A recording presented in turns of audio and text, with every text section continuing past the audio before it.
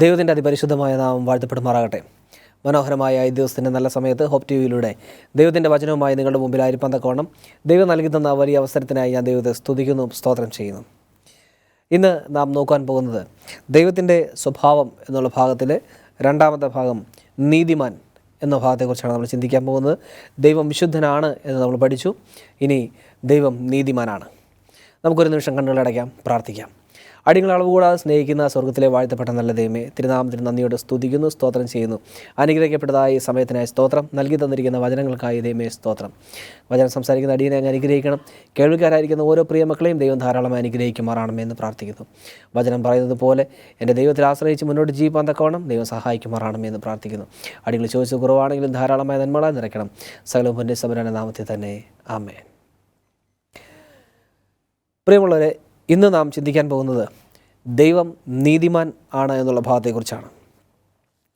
എന്താണ് നീതിമാൻ എന്ന വാക്കിൻ്റെ അർത്ഥം? എന്താണ് നീതിമാൻ എന്ന വാക്കിൻ്റെ അർത്ഥം? റോമർക്ക് എഴുതിയ ലേഖനം 3-ാം അധ്യായം അതിൻ്റെ 10 മുതൽ 12 വരെയുള്ള വാക്യങ്ങൾ. റോമർക്ക് എഴുതിയ ലേഖനം 3-ാം അധ്യായം അതിൻ്റെ 10 മുതൽ 12 വരെയുള്ള വാക്യങ്ങൾ. അവിടെ ഇപ്രകാരം പറയുന്നു: എന്നാൽ നീതിമാൻ ആരുമില്ല, ഒരുത്തൻ പോലുമില്ല. ഗ്രഹിക്കുന്നവൻ ഇല്ല, ദൈവത്തെ അന്വേഷിക്കുന്നവനുമില്ല. എല്ലാവരും വഴിതെറ്റി ഒരുപോലെ കൊള്ളരുതാത്തവരായി തീർന്നു. നന്മ ചെയ്യുന്നവനില്ല, ഒരുത്തൻ പോലുമില്ല.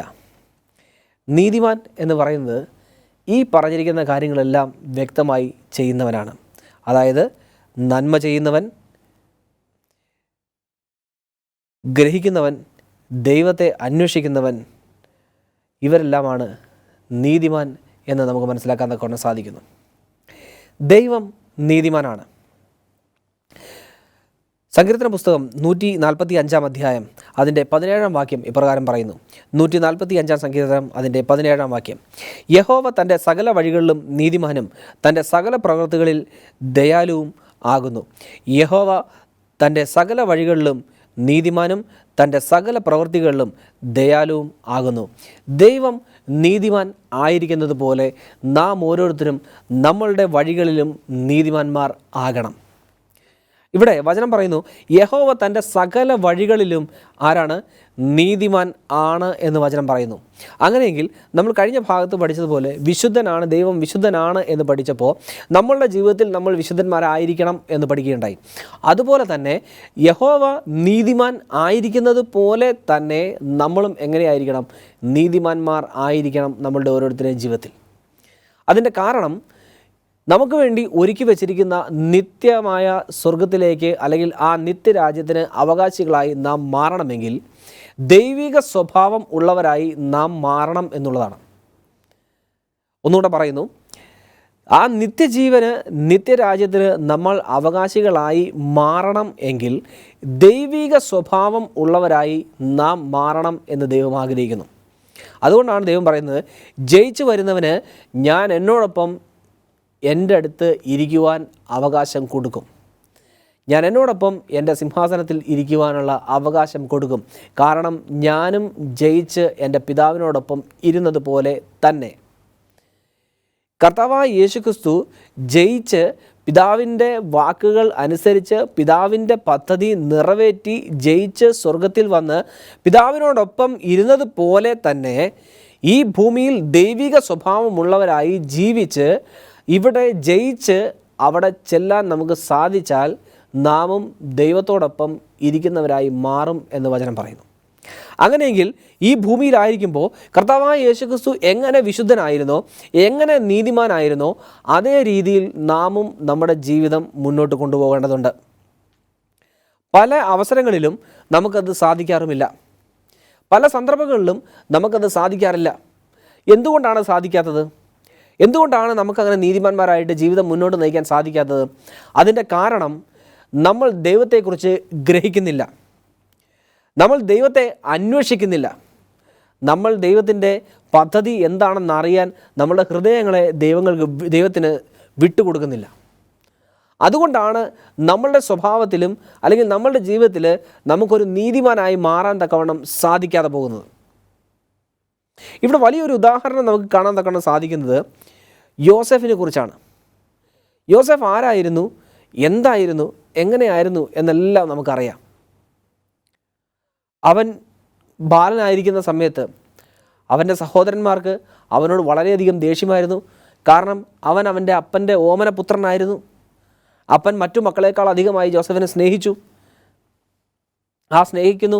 അതുകൂടാതെ അവൻ സ്വപ്നങ്ങളെ കാണുന്നു. ഈ സ്വപ്നങ്ങളെ അവൻ വ്യാഖ്യാനിക്കുന്നു. ഈ വ്യാഖ്യാനിക്കപ്പെടുന്ന സ്വപ്നങ്ങളിലെല്ലാം അവൻ രാജാവും അവൻ്റെ സഹോദരങ്ങളും അവൻ്റെ അപ്പനും എല്ലാം അവൻ്റെ മുന്നിൽ തലകുനിക്കുന്നവരുമായിട്ടാണ് കാണുന്നത്. അവനൊരു ബാലനായിരിക്കുന്ന സാഹചര്യത്തിൽ തന്നെ ഇതുപോലുള്ള സ്വപ്നങ്ങൾ കാണുന്നു. ആ സ്വപ്നങ്ങളെ വ്യാഖ്യാനിക്കുകയും ചെയ്യുമ്പോൾ സ്വാഭാവികമായിട്ടും അവൻ്റെ സഹോദരന്മാർക്ക് അവനോട് ദേഷ്യമുണ്ടാകും. നീ ഞങ്ങളെക്കാളും എല്ലാം ഏറ്റവും ഇളയവനാണ്, അങ്ങനെ ആയിരുന്നിട്ട് പോലും ഞങ്ങൾ നിൻ്റെ മുമ്പിൽ മുട്ടുകുത്തി നിന്നെ ബഹുമാനിക്കുന്നു അല്ലെങ്കിൽ നിന്നെ നമസ്കരിക്കുന്നു എന്ന് നീ പറയുമ്പോൾ അതൊരിക്കലും സാധിക്കാത്ത കാര്യമാണ്. അങ്ങനെ തുടർന്നുള്ള ഭാഗങ്ങൾ നമ്മൾ വായിക്കുമ്പോൾ അല്ലെങ്കിൽ യോസഫിൻ്റെ കഥയിലൂടെ നമ്മൾ കടന്നു പോകുമ്പോൾ യോസഫിനെ അവൻ്റെ സഹോദരന്മാർ ഒരു പൊട്ടക്കിണറ്റിൽ എറിയുന്നതായി കാണുന്നു. അവനെ കൊന്നുകളയാൻ വേണ്ടി ആഗ്രഹിച്ച് അവനെ ഒരു പൊട്ടക്കിണറ്റിൽ എറിയുന്നതായിട്ട് നമ്മൾ കാണുന്നു. പക്ഷേ അതിനുശേഷം അവനെ അവിടെ നിന്ന് എടുത്ത് ഇസ്മായിലർക്ക് വിറ്റ് കളയുന്നതായിട്ട് നമ്മൾ കാണുന്നു. അങ്ങനെ വിറ്റ് കളഞ്ഞതിന് ശേഷമാണ് യോസഫിൻ്റെ യഥാർത്ഥ സ്വഭാവം വചനങ്ങളിൽ നമ്മൾ വ്യക്തമായി കാണുന്നത്. ആ വിറ്റ് കളഞ്ഞതിന് ശേഷമുള്ള അവൻ്റെ ജീവിതത്തിലാണ് യോസഫിൻ്റെ യഥാർത്ഥമായിട്ടുള്ള സ്വഭാവം വചനത്തിലൂടെ നമുക്ക് വെളിവായി കാണുന്നത്. അവനിൽ ദൈവികമായിട്ടുള്ള സ്വഭാവം ഉണ്ടായിരുന്നു, അവനിൽ ദൈവം ഉണ്ടായിരുന്നു എന്നെല്ലാം വളരെ വ്യക്തമായിട്ട് വചനത്തിലൂടെ നമുക്ക് വെളിപ്പെട്ട് കിട്ടുന്നതായിട്ട് നമുക്ക് കാണാനിടയാകുന്നു. അതിൻ്റെ കാരണം അവനെ വാങ്ങിക്കൊണ്ടുപോയ ഇസ്മായിലർ അവനെ ഫറവോൻ്റെ കാര്യവിചാരകനായ പോത്തിഫറിന് വിൽക്കുന്നതായിട്ട് നമ്മൾ കാണുന്നു. പോത്തിഫർ അവനെ അടിമയായി വാങ്ങി പോത്തിഫറിൻ്റെ വീട്ടിൽ കൊണ്ടുവരുന്നു.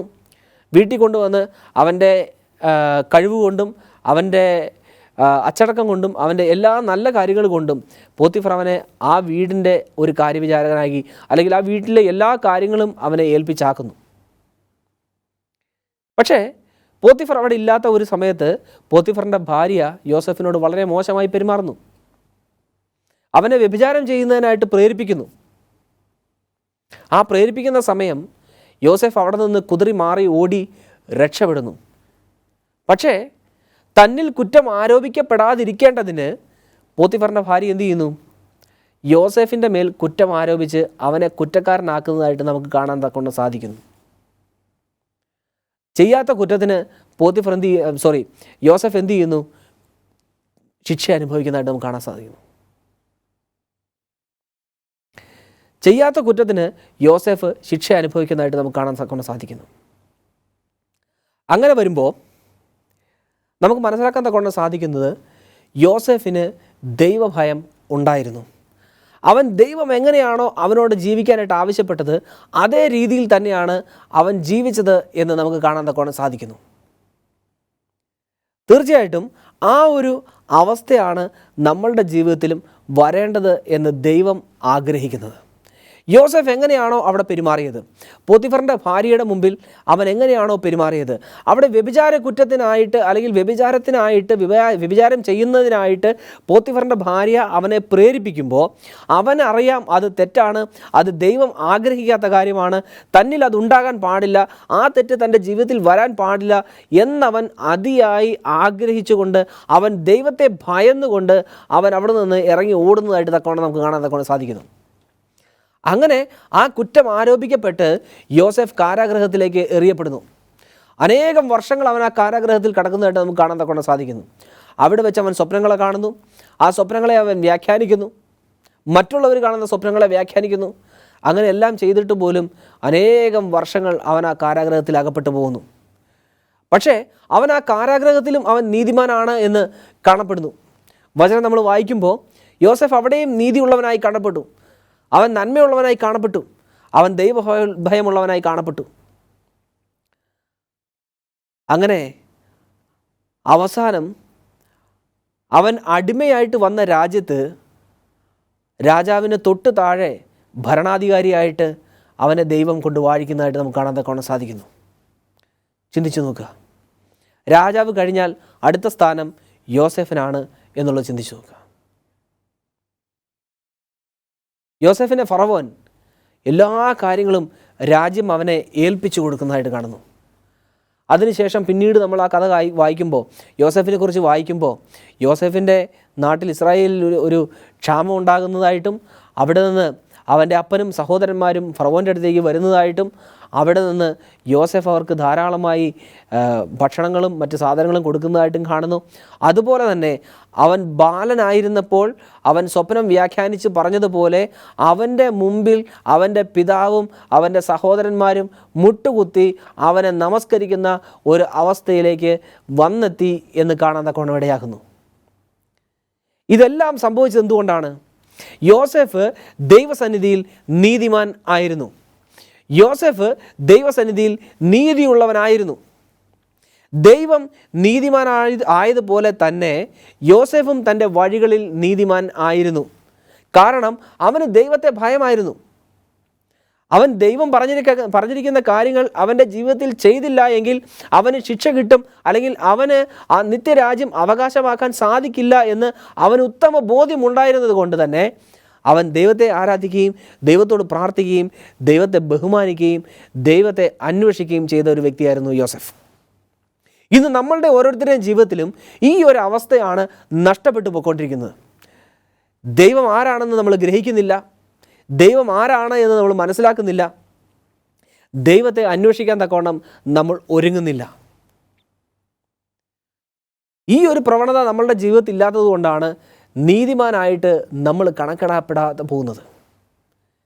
ദൈവം തൻ്റെ വഴികളിൽ നീതിമാൻ ആയിരിക്കുന്നത് പോലെ തന്നെ നാമും നമ്മളുടെ വഴികളിൽ നീതിമാന്മാർ ആകേണ്ടതാകുന്നു. 112 സങ്കീർത്തനം അതിൻ്റെ 6-ാമത്തെ വാക്യം ഇപ്രകാരം പറയുന്നു. 112 സങ്കീർത്തനം അതിൻ്റെ 6-ാമത്തെ വാക്യം, നീതിമാന് ഒരിക്കലും ഇളക്കം തട്ടുകയില്ല, അവൻ്റെ സ്മരണ എന്നേക്കും നിലനിൽക്കും. നീതിമാന് ഒരിക്കലും ഇളക്കം തട്ടുകയില്ല, അവൻ്റെ സ്മരണ എന്നേക്കും നിലനിൽക്കും എന്ന് വചനം വളരെ വ്യക്തമായി പറയുന്നു.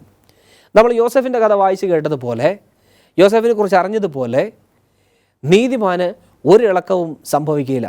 പക്ഷേ അവന് പ്രശ്നങ്ങളും പ്രയാസങ്ങളും പ്രതിസന്ധികളും പ്രതികൂലങ്ങളും അടിക്കടി വന്നുകൊണ്ടിരിക്കും.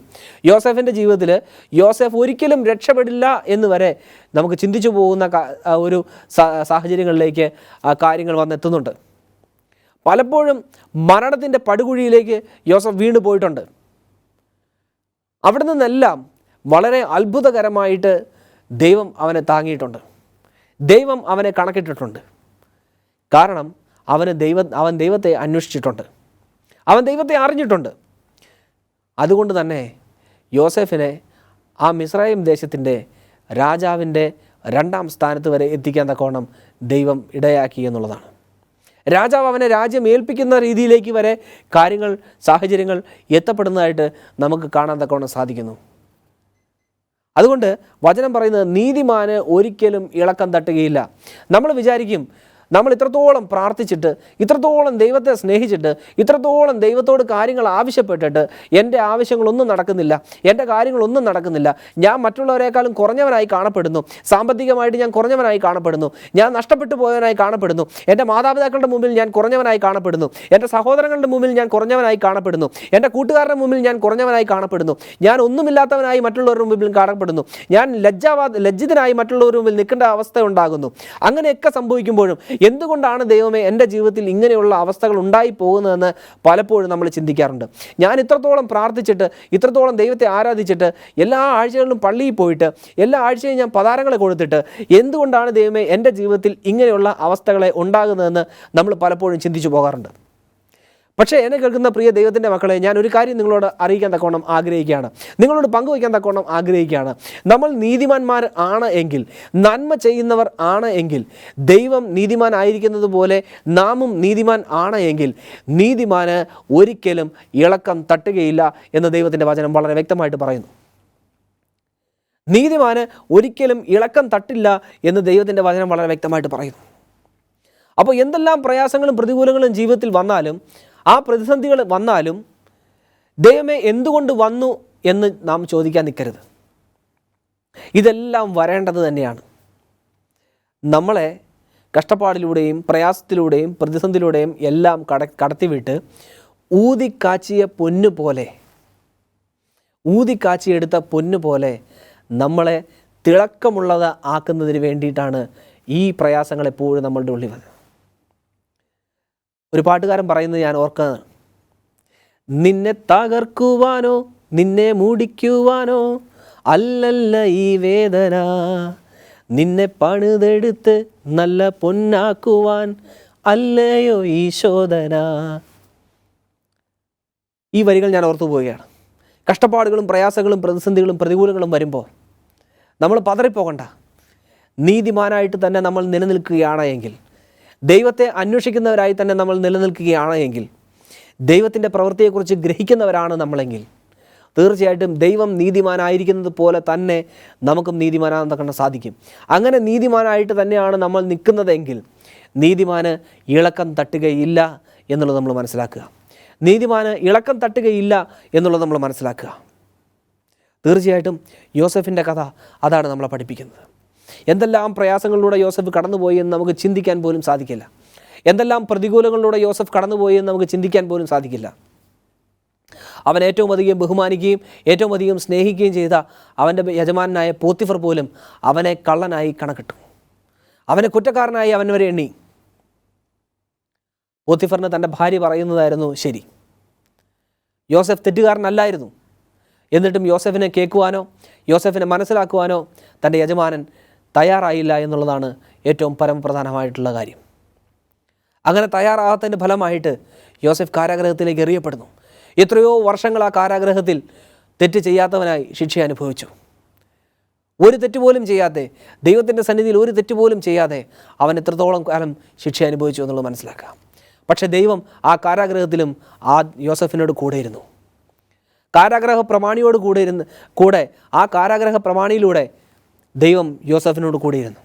ആ കാരാഗ്രഹത്തിൻ്റെ എല്ലാ കാര്യങ്ങളും നോക്കുവാനും അവിടുത്തെ തടവുകാരുടെ എല്ലാ കാര്യങ്ങളും നോക്കുവാനും അവനെ ആ കാരാഗ്രഹ പ്രമാണിയെ സഹായിക്കുന്നതിനും വേണ്ടിയിട്ട് യോസഫിനെ അവിടെ ആക്കി തീർക്കുന്നതായിട്ട് നമുക്ക് കാണാൻ സാധിക്കുന്നു. ആ കാരാഗ്രഹ പ്രമാണിയിലൂടെ ദൈവം യോസഫിൻ്റെ കൂടെയിരുന്നു. പിന്നീട് രാജാവിൻ്റെ പാനപാത്രവാഹകനിലൂടെ ദൈവം യോസഫിനോട് കൂടെയിരുന്നു. അതിനുശേഷം അവസാനം ആ രാജാവിലൂടെ ദൈവം യോസഫിനോട് കൂടെയിരുന്നു. രാജാവിന് യോസഫിനോട് ദയ തോന്നി. രാജാവ് യോസഫിനെ ആരാക്കി വെച്ചു? ആ ദേശത്തിൻ്റെ അല്ലെങ്കിൽ ആ രാജ്യത്തിൻ്റെ സെക്കൻഡ് ഇൻ കമാൻഡിങ് ചീഫ് ആക്കി വെച്ചു. ഇന്ന് നമ്മൾ പറയുകയാണെങ്കിൽ, കേരളത്തിനെ പറയുകയാണെങ്കിൽ ആഭ്യന്തരമന്ത്രി എന്ന് പറയും. മുഖ്യമന്ത്രി കഴിഞ്ഞാൽ ആഭ്യന്തരമന്ത്രി. അതുപോലെ യോസഫിനെ ആക്കി വെച്ചു. രാജാവിനേക്കാൾ അല്പം താഴെ യോസഫിനെ ദൈവം ആക്കി വെച്ചു. ഇങ്ങനെ അവനോട് പ്രവർത്തിക്കുന്ന, അവനോട് സംസാരിക്കുന്ന, അവനോട് ഇടപെടുന്ന ഓരോ വ്യക്തികളിലൂടെയും ദൈവം യോസഫിൻ്റെ കൂടെയിരുന്നു.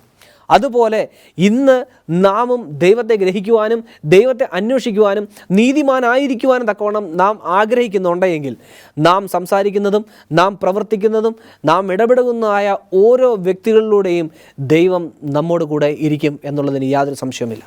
അതുകൊണ്ട് എന്നെ കേൾക്കുന്ന പ്രിയ ദൈവത്തിൻ്റെ ജനമേ, നീതിമാനാകാൻ തക്കവണ്ണം നാം ആഗ്രഹിക്കുന്നുണ്ടെങ്കിൽ യഹോവ തൻ്റെ സകല വഴികളിലും നീതിമാനും തൻ്റെ സകല പ്രവൃത്തികളിലും ദയാലുമാകുന്നു. യഹോവ തൻ്റെ സകല വഴികളിലും നീതിമാൻ ആയിരിക്കുന്നത് പോലെ നാമും നമ്മളുടെ സകല വഴികളിലും നീതിമാൻ ആയിരിക്കേണ്ടതാണ്. അതുകൊണ്ട് തന്നെ ഇന്ന് പകൽക്കാലം അങ്ങനെ ഒരു തീരുമാനം നമ്മളുടെ ജീവിതത്തിൽ ഇതുവരെയും എടുത്തിട്ടില്ല എങ്കിൽ ഇന്ന് അങ്ങനെ ഒരു തീരുമാനം എടുത്തുകൊണ്ട് നമുക്ക് മുന്നോട്ട് ജീവിക്കാം. അതുകൊണ്ട് തന്നെ നീതിമാൻ ആയിരിക്കും തക്കവണ്ണം ദൈവം ആരാണെന്നും ദൈവം എന്താണെന്നും ദൈവം എങ്ങനെയാണ് എന്നും ദൈവത്തെക്കുറിച്ച് ഗ്രഹിക്കുന്നവരായി തീരുക. ദൈവത്തിൻ്റെ പദ്ധതി നമ്മിലൂടെ എങ്ങനെയാണ് ദൈവം നടപ്പിലാക്കാൻ ആഗ്രഹിക്കുന്നതെന്ന് ദൈവത്തിൻ്റെ വചനത്തിലൂടെ വായിച്ചറിഞ്ഞ് അത് മനസ്സിലാക്കി അതിനനുസരിച്ച് പ്രവർത്തിക്കുന്നവരായി മാറുക. അതുകൂടാതെ തന്നെ ഒരിക്കലും കൊള്ളരുതാത്തവനായി തീരാതിരിക്കുക. മറ്റുള്ളവരുടെ മുമ്പിൽ നന്മ ചെയ്യുന്നവനായി തീരുക. കർത്താവായ യേശുക്രിസ്തു ഭൂമിയിലായിരുന്നപ്പോൾ നമുക്ക് കാണിച്ചു തന്ന മാതൃകകളിൽ ഏറ്റവും പ്രധാനമായിട്ടുള്ളതായിരുന്നു മറ്റുള്ളവർക്ക് നന്മ ചെയ്യാൻ എപ്പോഴും സന്നദ്ധനായിരുന്നു കർത്താവായ യേശുക്രിസ്തു. എപ്പോഴും നന്മ ചെയ്യുന്നവനായിരുന്നു കർത്താവായ യേശുക്രിസ്തു. ആ മാതൃകയാണ് ഇന്ന് നമ്മുടെ മുന്നിലുള്ളത്. ദൈവത്തെ അന്വേഷിക്കുക, ദൈവം ആരാണെന്ന് ഗ്രഹിക്കുക, എപ്പോഴും മറ്റുള്ളവർക്ക് നാം നന്മ ചെയ്യുന്നവരായി മാറുക. അങ്ങനെയാണ് എങ്കിൽ തീർച്ചയായിട്ടും യഹോവ തൻ്റെ സകല വഴികളിലും നീതിമാൻ ആയിരിക്കുന്നത് പോലെ നമുക്കും നീതിമാന്മാർ ആകാനായിട്ട് സാധിക്കും. നീതിമാന് ഒരിക്കലും ഇളക്കം തട്ടുകയില്ല. എന്തെല്ലാം പ്രതികൂലങ്ങളും എന്തെല്ലാം പ്രയാസങ്ങളും എന്തെല്ലാം പ്രതിസന്ധികളും അവൻ്റെ ജീവിതത്തിൽ വന്നു എന്ന് പറഞ്ഞാലും അവൻ തൻ്റെ ദൈവത്തെ മുറുകെ പിടിച്ചുകൊണ്ട്, അവൻ തൻ്റെ ദൈവത്തിൽ ആശ്രയിച്ചുകൊണ്ട്, അവൻ തൻ്റെ ദൈവത്തോട് പ്രാർത്ഥിച്ചുകൊണ്ട് തീർച്ചയായിട്ടും ആ പ്രയാസങ്ങളിലും പ്രതിസന്ധികളിലും ദൈവസന്നിധിയിൽ ഉറച്ച് തന്നെ നിൽക്കും എന്നുള്ളതിന് യാതൊരു സംശയമില്ല. അതുകൊണ്ട് ദൈവത്തെ അന്വേഷിക്കുക, ദൈവത്തെ ഗ്രഹിക്കുക. ഇതുവരെയും നമ്മളുടെ ജീവിതത്തിൽ അങ്ങനെ ഒന്നും ഉണ്ടായിട്ടില്ല എങ്കിൽ, ഇതുവരെയും നമ്മളുടെ ജീവിതത്തിൽ നമ്മളത് എക്സ്പീരിയൻസ് ചെയ്തിട്ടില്ല എങ്കിൽ, ഇതുവരെയും അങ്ങനെ ഒരു കാര്യത്തെക്കുറിച്ച് ചിന്തിച്ചിട്ട് പോലും ഇല്ല എങ്കിൽ, ഇന്ന് ഈ വചനം കേൾക്കുന്ന സമയം മുതൽ പ്രിയ ദൈവത്തിൻ്റെ ജനമേ, ദൈവം നിങ്ങളിൽ നിന്ന് ഇത് ആഗ്രഹിക്കുകയാണ്. ദൈവത്തെക്കുറിച്ച് ഗ്രഹിക്കുവാനും ദൈവം ആരാണ് എന്ന് മനസ്സിലാക്കുവാനും ദൈവത്തെ അന്വേഷിക്കുവാനും ദൈവം നിങ്ങളിൽ നിന്ന് ആഗ്രഹിക്കുന്നു. അതുകൊണ്ട് ഇന്ന് ഒരു തീരുമാനം നമ്മളുടെ ജീവിതത്തിൽ എടുക്കാം. ഒരു ഉറച്ച തീരുമാനം നമ്മളുടെ ജീവിതത്തിൽ എടുക്കാം. ഞാൻ ഇന്ന് എൻ്റെ ദൈവത്തെ അന്വേഷിക്കും. ഞാൻ ഇന്നു മുതൽ എൻ്റെ ദൈവത്തെ അന്വേഷിക്കും. ദൈവം എങ്ങനെയാണ്, ദൈവം ആരാണ്, ദൈവം എവിടെ നിന്നാണ് പ്രവർത്തിക്കുന്നത്, ദൈവം ഏത് രീതിയിലാണ് പ്രവർത്തിക്കുന്നത്, ദൈവം എങ്ങനെയാണ് എൻ്റെ ജീവിതത്തെ പുതുക്കുന്നത്, ഇതേക്കുറിച്ചെല്ലാം ഗ്രഹിക്കുവാനും മനസ്സിലാക്കുവാനും തക്കവണ്ണം ഞാൻ ഇന്നു മുതൽ ശ്രമിക്കും എന്നൊരു ഉറച്ച തീരുമാനം എടുത്തുകൊണ്ട് ഇന്നു മുതൽ നമ്മുടെ ജീവിതങ്ങളെ മുന്നോട്ട് നയിക്കാം. ദൈവം ധാരാളമായി നമ്മളെ അനുഗ്രഹിക്കും.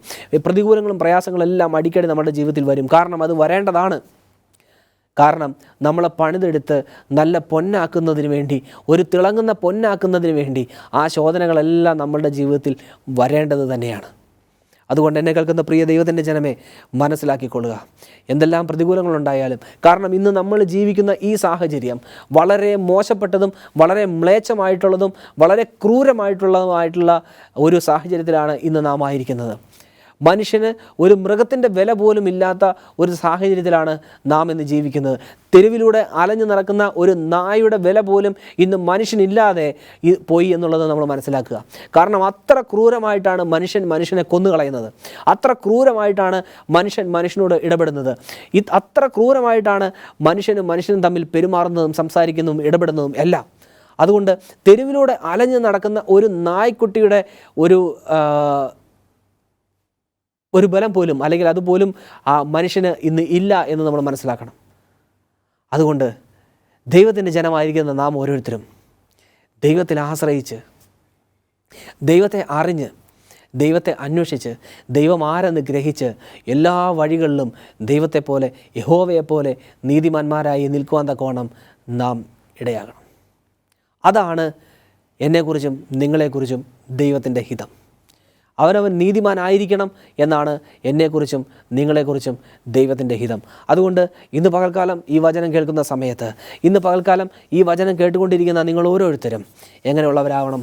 നീതിമാന്മാർ. യഹോവ നീതിമാൻ ആയതുപോലെ ഞാനും നിങ്ങളും നീതിമാന്മാർ ആകണം എന്ന് ദൈവം ആഗ്രഹിക്കുന്നു. അതിനായിട്ട് ഇതുവരെയും ശ്രമിച്ചിട്ടില്ല എങ്കിൽ, ഇതുവരെയും ഞാൻ അതിനെക്കുറിച്ച് ചിന്തിച്ചിട്ടില്ല എങ്കിൽ, ഇന്ന് ഈ സമയം മുതൽ നമുക്ക് ചിന്തിച്ചു തുടങ്ങാം. ദൈവം ആരെന്ന് ഗ്രഹിച്ചു തുടങ്ങാം. ദൈവത്തെ അന്വേഷിച്ചു തുടങ്ങാം. വഴി തെറ്റിപ്പോകാതെ നന്മ ചെയ്തുകൊണ്ട് നീതിയുടെ പാതയിലേക്ക് നമുക്ക് കടന്നു വരാം. അതിനായിട്ട് ദൈവം നമ്മളെ അനുഗ്രഹിക്കുമാറാകട്ടെ. നമുക്ക് പ്രാർത്ഥിക്കാം. അടികളെ അളവുകൂടാതെ സ്നേഹിക്കുന്ന സ്വർഗ്ഗത്തിലെ വാഴ്ത്തപ്പെട്ട നല്ല ദൈവമേ, തിരുനാമത്തിന് സ്തോത്രം. അടികൾ കർത്താവേ, ഞങ്ങളുടെ സന്നിധിയിൽ കേട്ടിരിക്കുന്ന വചനങ്ങൾ പോലെ അടികളുടെ ജീവിതങ്ങളെ പുതുക്കി നീതിമാന്മാരായി മാറുന്നതിന് വേണ്ടി അങ്ങ് നീതിമാൻ ആയിരുന്നതുപോലെ അടിയങ്ങളും നീതിമാന്മാർ ആയിരിക്കേണ്ടതിന് അടികളെ സഹായിക്കണമേ, ശക്തീകരിക്കണമേ, ബലം നൽകുമാറാകണമേ എന്ന് പ്രാർത്ഥിക്കുന്നു. ചോദിച്ചാലധികമായ നന്മകളെ കൊണ്ട് നിറയ്ക്കണം. സകലവും പൊന്നേസംബരാൻ്റെ നാമത്തിൽ ചോദിക്കുന്നു. ദയതോന്നി പ്രാർത്ഥനയേക്കണം സ്വർഗീയ പിതാവേ, ആമേൻ. അതിനായിട്ട് ദൈവം നമ്മളെ ഓരോരുത്തരെയും അനുഗ്രഹിക്കുമാറാകട്ടെ. എല്ലാ നന്മകളാലും നിറയ്ക്കുമാറാകട്ടെ. ദൈവനാമം മഹത്വപ്പെടുമാറാകട്ടെ. ആമേൻ.